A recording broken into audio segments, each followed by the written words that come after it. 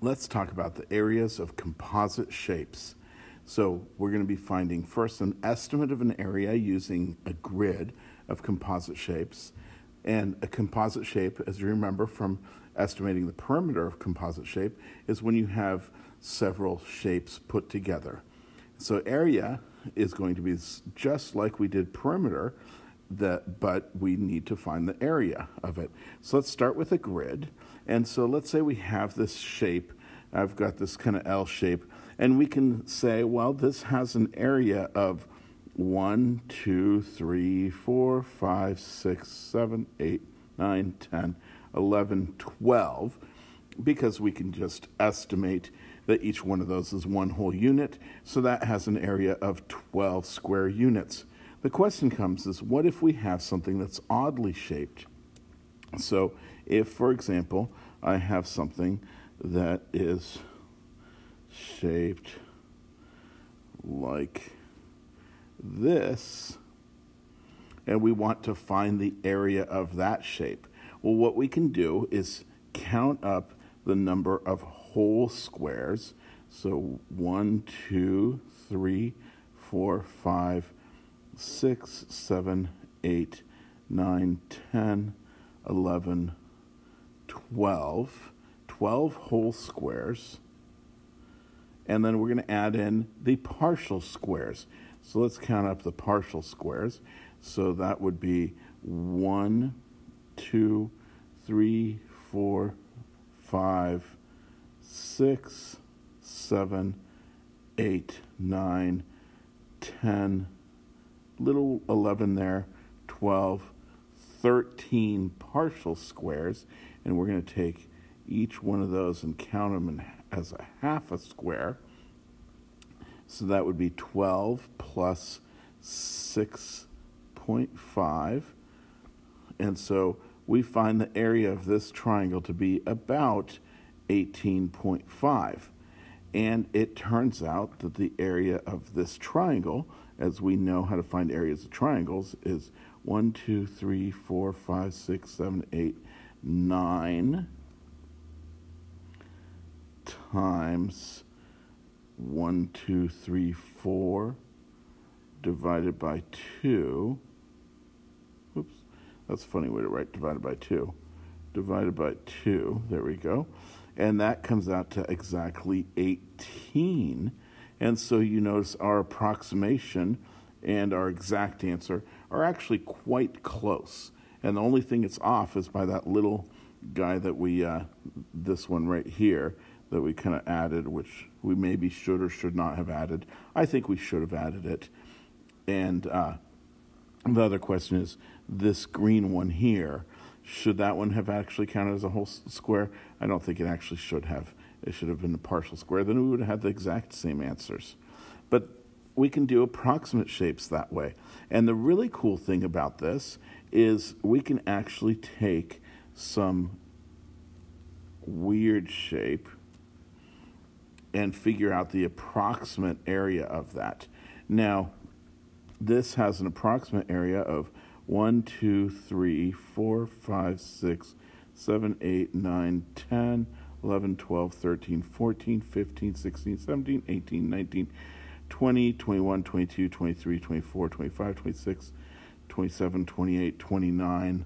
And you may agree or not agree with some of those, but we'll go with 29. And then the partial ones, it's got 1, 2, 3, 4, 5, 6, 7, 8, 9, 10, 11, 12, 13, 14, 15, 16, 17, 18, 19, 20, 21, 22, 23, 24, 25, 26, 27, and looks like I got them all. And so then we have 27 halves, so that's 29 plus 13.5. So this weird shape has an approximate area of 42.5 square units. And so that's a really great way to get a quick approximate area. And so if it's on a grid, we can do approximate area. And that's actually what they do sometimes for finding the areas of lakes and things like that.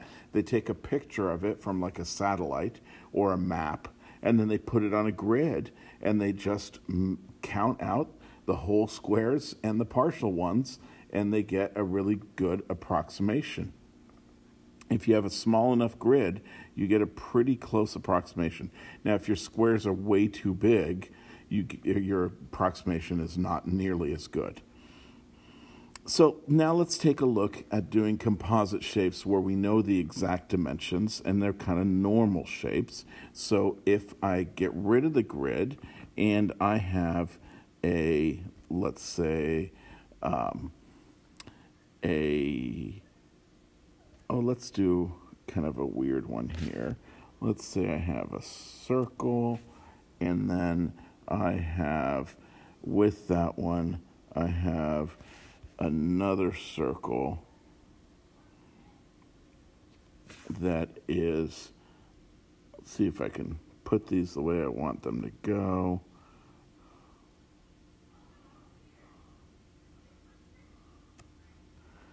Let's say I have them like this, and I want to figure out what is the area of this shape, this kind of moon-like shape right here.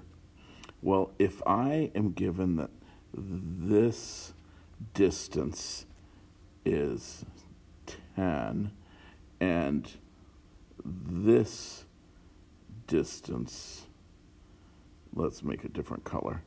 This distance is 6. So that's the diameter of each of the two circles. Well, I can find the area of the big circle. So we're going to say area of big circle is equal to pi r squared, which equals pi times 5 squared. In other words, 25 pi.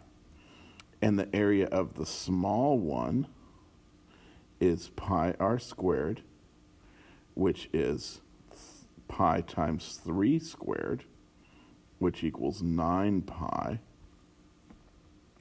And so the total area is equal to 25 pi. And then we need to take away that little circle, minus 9 pi. Now, these are like terms, so to speak, and 25 pi minus 9 pi is equal to 16 pi. So you can get some really cool things when you do stuff like this. So 25 pi minus 9 pi is 16 pi. So that yellow is exactly 16 pi, which I think is kind of cool. Let's look at another example. Let's say I have, and this one will take a little bit of setup here, but let's say I have some circles, and I'll put another one right here next to it, and I'll put another one right next to it down there, and I'll put another one kind of completing sort of a square, and then I'm going to put a box around these. See if I can do a box around these. That line needs to come in a little bit. We'll bring it in just a little bit. And then a line down here. And we're going to pretend this is square. Can we pretend that's a square? That's a horrible square. In fact, I'm so unhappy with it that I'm going to make a new square. Let's try to make an actual square around it. That looks so much better. And let's say I want to find the area that's left over in all these little spaces after I cut out those circles. So I want to find the area of all those yellow spaces. And I am told only the following thing. I am only told that this is a square with 8 centimeters from here to here. and I want to find out what the area of the yellow thing is. Oh my goodness, what can we do? Well, this is a composite shape, and we need to figure out how to get the little pieces from it. Well, one of the things I notice is that if that's 8, that means the diameter of each of the circles is 4, which means that the radius of each circle is 2. Well, if I can find the area of the box and the area of a circle, I could take the area of the box minus 4 of the circles, and that would leave me the yellow part. So the area of the box is just 8 squared, which equals 64. And the area of one of the circles is pi r squared, which equals pi times 2 squared, which equals 4 pi. And so the area total is area of the box minus 4 of the areas of the circles, which equals 64 minus 4 times 4 pi, which equals 64 minus 16 pi. And there goes that pesky can't combine those anymore. So that's our exact answer. The area of that yellow part is 64 minus 16 pi. So you can combine circles and squares and rectangles and all that stuff, and you can add them together. You can subtract them. So here's one where you might add them together. So let's take a look. What if I had the similar picture that I had from last time when we did perimeter, but this time we're going to do that we have a circle and a rectangle, and we're going to fill all this in. So I want to know what's the area of all of this. Well, we need to know how to divide that up into pieces that we know, so we can get this to find the area. So the best way that I found is if I chop it right here, then I have a rectangle in this area, and I have a semicircle in this area. And now if I am given dimensions that this rectangle is 10 meters this way, and this rectangle is 6 meters tall, I can find the area, because the area of the rectangle is equal to 6 times 10, which is 60 meters squared, and the area of the semicircle, kind of looks like a D, but that's kind of what a semicircle looks like, is 1/2 of pi r squared.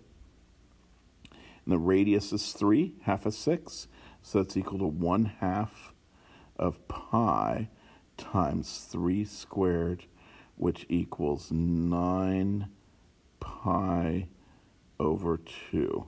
That's really sloppy right in there. 9 pi over 2. I don't know why I'm shoved up so high in there. Let's move it down a little bit. 9 pi over 2. Because 3 squared is 9 over 2, and 9 pi over 2. And so now, to get the total area total is equal to 60 plus 9 pi over 2. And we cannot combine those at all. So that's it. 60 plus 9 pi over 2 gives us the area of the whole thing. And notice how I showed in my what are called sub-problems. Each of these things are called sub-problems. And so notice how in my sub-problems I went ahead and showed how to do each of the problems. Thank you very much.